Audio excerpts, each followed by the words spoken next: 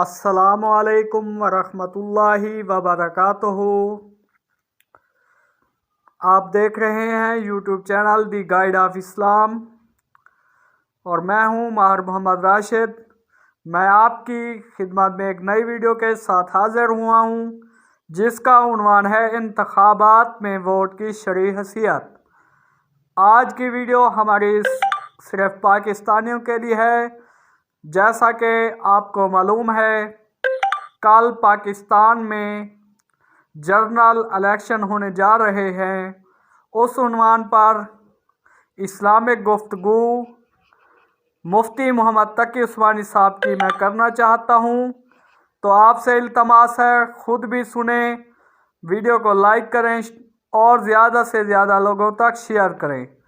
موجودہ دور میں گندگی سیاست نے الیکشن اور ووٹ کے لفظوں کو اتنا بدنام کر دیا ہے کہ اس کے ساتھ مکر و فریب، جھوٹ، رشوت اور دغا بازی کا تصور لازم ذات ہو کر رہ گیا ہے۔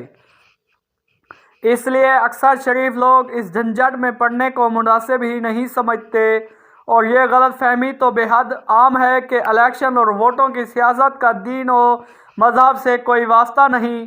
اس سلسلے میں ہمارے معاشرے کے اندر چند غلط فہمیاں پھیلی ہوئی ہیں، یہاں ان کا ازالہ بھی ضروری ہے۔ اپنے ووٹ کو استعمال کرنا شرعاً ضروری ہے۔ پہلی غلط فہمی تو سیدھے سادہ لوگوں میں اپنی طبی شرافت کی وجہ سے پیدا ہوئی ہے۔ اس کا منشا اتنا برا نہیں لیکن نتائج بہت برے ہیں۔ وہ غلط فہمی یہ ہے کہ آج کی سیاست مکر و فریب کا دوسرا نام بن چکی ہے۔ اس لیے شریف آدمیوں کو نہ سیاست میں کوئی حصہ لینا چاہیے، نہ الیکشن میں کھڑا ہونا چاہیے اور نہ ووٹ ڈالنے کے خرخشنے میں پڑنا چاہیے۔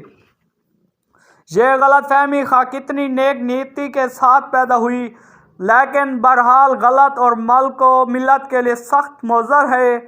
ماضی میں ہماری سیاست بلا شعبہ مفاد پرست لوگوں کے ہاتھ گندگی کا ایک تالاب بن چکی ہے، لیکن جب تک کچھ صاف ستھرے لوگ اسے پاک کرنے کے لیے آگے نہیں بڑھیں گے، اس گندگی میں اضافہ ہوتا جائے گا اور پھر ایک نہ ایک دن یہ نجاست خود ان کے گھروں تک پہنچ کر رہے گی۔ لہذا عقل مندی اور شرافت کا تقاضا یہ نہیں کہ سیاست کی اس گندگی کو دور دور سے برا کہا جاتا رہا، بلکہ عقل مندی کا تقاضا یہ ہے کہ سیاست کے میدان کو ان لوگوں کے ہاتھ سے چھیننے کی کوشش کی جائے وہ مسلسل اس سے گندا کر رہے ہیں۔ حضرت ابو بکر صدیق رضی اللہ تعالیٰ عنہ سے روایت ہے کہ سرور کائنات صلی اللہ علیہ وسلم نے ارشاد فرمایا، اگر لوگ ظالم کو دیکھ کر اس کا ہاتھ نہ پکڑیں تو کچھ بعید نہیں کہ اللہ تعالیٰ ان سب پر اپنا عذاب نازل فرمائیں گے۔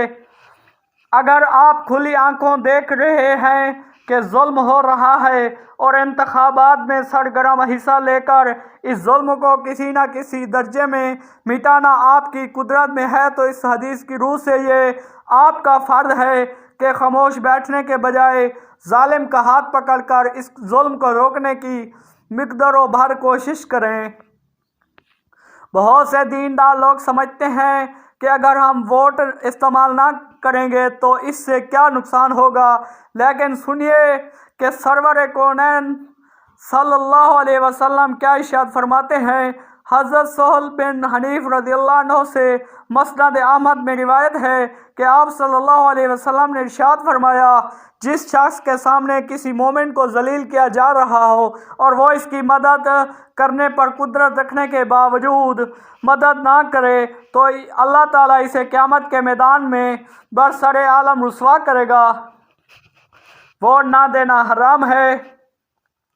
شرعی نقطہ سے ووٹ کی حیثیت شہادت اور گواہی کی سی ہے، اور جس طرح جھوٹی گواہی دینا جرم اور ناجائز ہے، اس طرح ضرورت کے موقع پر شہادت کو چھپانا بھی حرام ہے۔ اور تم گواہی کو نہ چھپاؤ، اور جو شخص گواہی کو چھپائے اس کا دل گناہگار ہے۔ حضرت ابو موسیٰ اشعری رضی اللہ عنہ سے روایت ہے، حضرت صلی اللہ علیہ وسلم نے ارشاد فرمایا، جس کسی کو شہادت کے لیے بلایا جائے پھر وہ اسے چھپائے تو وہ ایسا ہے جیسے جھوٹی گواہی دینے والا۔ بلکہ گواہی دینے کے لیے تو اسلام نے اس بات کو پسند کیا کہ کسی کے مطالبے کرنے سے پہلے انسان اپنا یہ فریضہ ادا کر دے اور میں کسی کی دعوت یا ترغیب کا انتظار بھی نہ کرے۔ حضرت زید بن خالد رضی اللہ عنہ سے روایت کرتے ہیں کہ حضرت صلی اللہ علیہ وسلم نے ارشاد فرمایا، کیا میں تمہیں یہ بتاؤں کہ بہترین گواہ کون ہے؟ وہ شخص ہے جو اپنی گواہی کسی کے مطالبے کرنے سے پہلے ہی ادا کر دے۔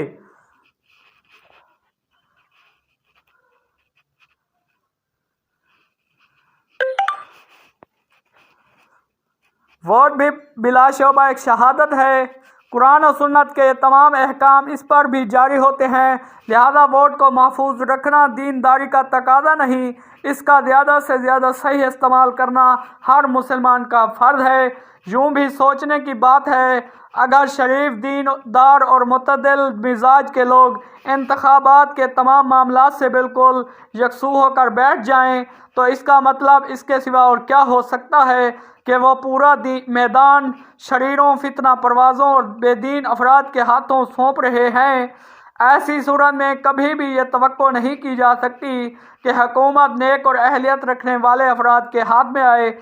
اگر دیندار لوگ سیاست سے اتنے بے تعلق ہو کر رہ جائیں تو پھر انہیں ملک کی دینی اور اخلاقی تباہی کا شکوہ کرنے کا کوئی حق نہیں پہنچتا، کیونکہ اس کے ذمہ دار وہ خود ہوں گے اور ان کے احکام کا سارا عذاب و ثواب انہی کی گردن پر ہوگا، اور خود ان کی آنے والی نسلیں اس شر و فساد سے کسی طرح محفوظ نہیں رہ سکے گی جس پر بند باندھنے کی انہوں نے کوشش نہیں کی۔ انتخابات خالص دنیاوی معاملہ نہیں۔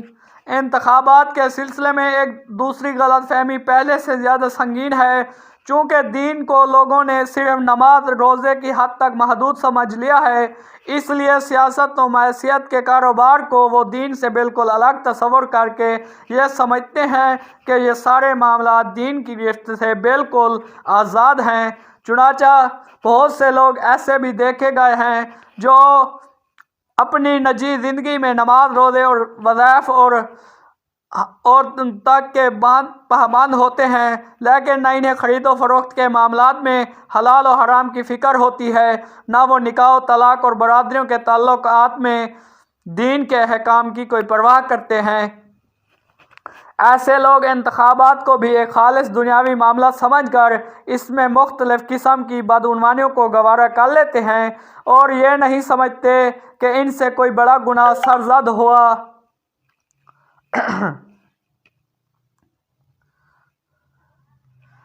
چنانچہ بہت سے لوگ اپنا ووٹ اپنے دیانتداری آنا رائے کی بجائے محض ذاتی تعلقات کی بنیاد پر کسی نااہل کو دے دیتے ہیں، حالانکہ وہ دل میں خوب جانتے ہیں کہ جس شخص کو ووٹ دیا جا رہا ہے وہ اس کا اہل نہیں، یا اس کے مقابلے میں کوئی دوسرا شخص اس کا زیادہ حقدار ہے، لیکن صرف دوستی کے تعلق، برادری کے رشتہ داری یا ظاہری لحاظ و بنوت سے متاثر ہو کر وہ اپنے ووٹ کو غلط جگہ استعمال کر لیتے ہیں، اور کبھی خیال میں بھی نہیں آتا کہ شرعی و دینی لحاظ سے انہوں نے کتنے بڑے جرم کا ارتکاب کیا ہے۔ جیسا کہ اوپر عرض کیا جا چکا ہے، ووٹ ایک شہادت ہے، اور شہادت کے بارے میں قرآن کریم کا ارشاد ہے، ترجمہ: اور جب کوئی بات کہو تو انصاف کرو، خواہ وہ شخص جس کے خلاف بات کہی جا رہی ہے تمہارا قرب دار ہی کیوں نہ ہو۔ لہذا جب کسی شخص کے بارے میں ضمیر اور دیانت کا فیصلہ یہ ہو کہ جس شخص کو ووٹ دے رہے ہو وہ ووٹ کا مستحق نہیں، یا کوئی دوسرا شخص اس کے مقابلے میں زیادہ اہل ہو، تو اس وقت محض ذاتی تعلقات کی بنا پر اسے ووٹ دے دینا جھوٹی گواہی کے ذیل میں آتا ہے۔ قرآن کریم میں جھوٹی گواہی کی مذمت اتنی شدت کے ساتھ کی گئی ہے کہ اسے بت پرستی کے ساتھ ذکر فرمایا گیا ہے۔ ارشاد ہے، ترجمہ: پس تم پرہیز کرو بتوں کی نجاست سے اور پرہیز کرو جھوٹی بات کہنے سے۔ حدیث شریف میں سرور کونین صلی اللہ علیہ وسلم نے متعدد موقع پر جھوٹی گواہی کو اکبر الکبائر میں شمار کر کے اس پر سخت وعید ارشاد فرمائی۔ حضرت ابو بکر صدیق فرماتے ہیں کہ ایک مرتبہ حضور صلی اللہ علیہ وسلم نے فرمایا، کیا میں اکبر الکبائر بڑے بڑے گناہ نہ بتاؤں؟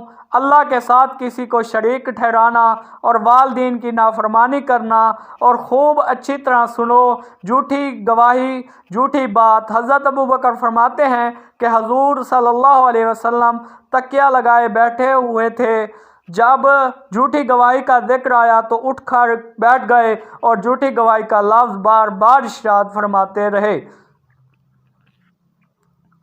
یہ وعیدیں تو صرف ووٹ کے اس غلط استعمال پر صادق آتی ہیں جو محض ذاتی تعلقات کی بنا پر دیا گیا ہو، اور روپے پیسے لے کر کسی نااہل کو ووٹ دینے میں جھوٹی گواہی کے علاوہ رشوت کا عظیم گناہ بھی شامل ہے۔ لہذا ووٹ ڈالنے کے مسئلے کو ہرگز یوں نہ سمجھا جائے کہ یہ ایک خالص دنیاوی مسئلہ ہے اور دین سے اس کا کوئی تعلق نہیں۔ یقین رکھیے کہ آخرت میں ایک شخص کو اللہ کے سامنے کھڑا ہونا ہے، اور ہر شخص اپنے دوسرے اعمال کے ساتھ اس عمل کا بھی جواب دینا ہے کہ اس نے اپنی اس شہادت کا استعمال کس حد تک دیانتداری کے ساتھ کیا ہے۔ نااہل کو ووٹ دینا شدید تر گناہ ہے۔